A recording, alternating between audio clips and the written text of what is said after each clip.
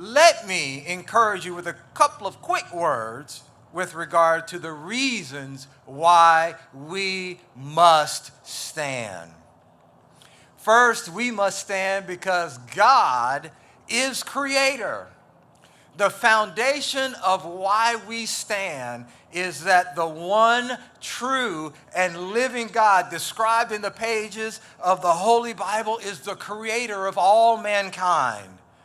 The men who established our current frame of civil government recognize this truth by stating in their Declaration of Independence from an unjust tyranny that all are created in the image of God and with certain rights given to them by their Creator. This means that men or the governments of men cannot take away those rights. Now, let us declare today, say it with me now, the first of those rights from our Creator is the right to life. Okay, now I want you to say it with me so they can hear you in the inside over there. The first of those rights is the right to life. Thank you. The second reason why we have to stand today is that if you came in that plaza, there are three men who stood with others from around the colonies, and they are memorialized in stone at the entrance of Liberty Plaza. They joined their countrymen in declaring that God is the creator and has given us the unalienable right to life. But they also recognize that God is the supreme judge over all men and nations. Martin Luther King Jr., another son of Georgia, whose birth we just celebrated this past Monday, made his appeal to the nation a half century ago upon these truths, that because God is our creator and because he is just, that if America is to survive, we must end the injustices against the Negro. Likewise, we must stand today because millions of children in Georgia have been dehumanized, have been treated, and are continuing to be treated as property before the law.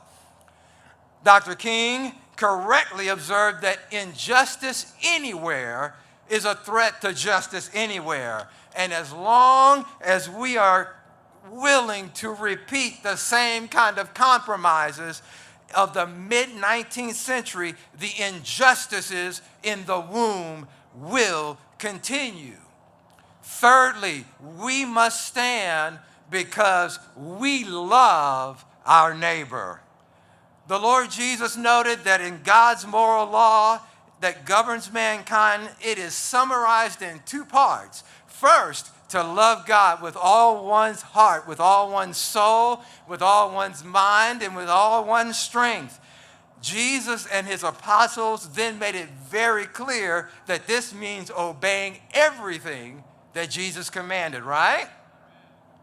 The second, Jesus said, is likened unto it. That is, it's the other side of the coin. That part is to love your neighbor even as you love yourself. Now, some of you all standing in the audience today with us are models of this love. You've taken in women who have been kicked out to the street because they would not give in to the pressure to kill their unborn child. Pressure from their lover, pressure from their parents, pressure from their supervisor, their friends. Some of you have given hours of your life taking in and mentoring men and women whose lives have been scarred with the sin of abortion, leading them to the one who can forgive their sins, take away their shame, and make them whole again.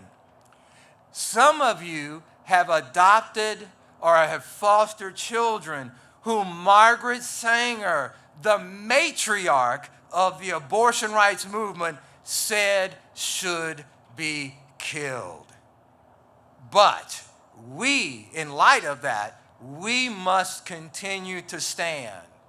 Now, we will be tempted to think that our work is done because of some court ruling or some piece of legislation is made law.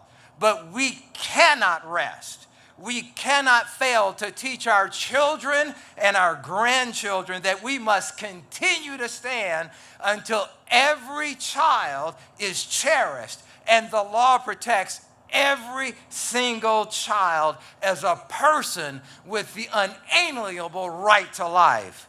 And we must pray that God continue his great gospel work in changing hearts and minds